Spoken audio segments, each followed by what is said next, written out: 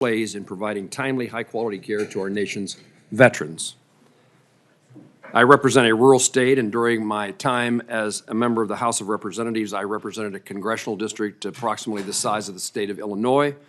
There was no and is no VA hospital included in that geographic territory, and so I bring this perspective of long distance and long amounts of time for veterans to access care.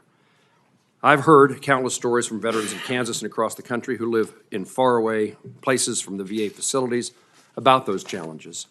In the absence of VA's community care program, these veterans would not be able to use the VA health care benefits they earned.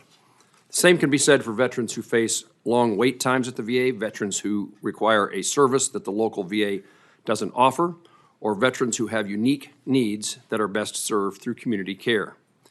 The Mission Act was created so that the VA could more seamlessly care for those veterans.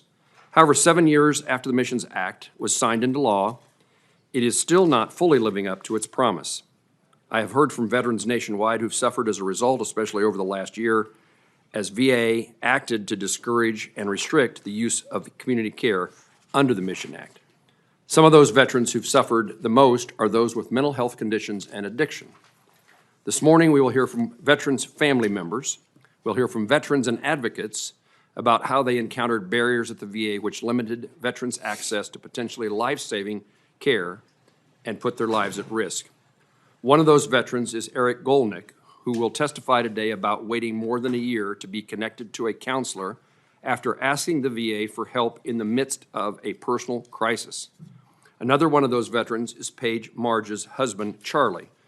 Paige will testify today about how her and Charlie repeated requests for inpatient care were denied by the VA after Charlie attempted suicide in the parking lot of a VA clinic.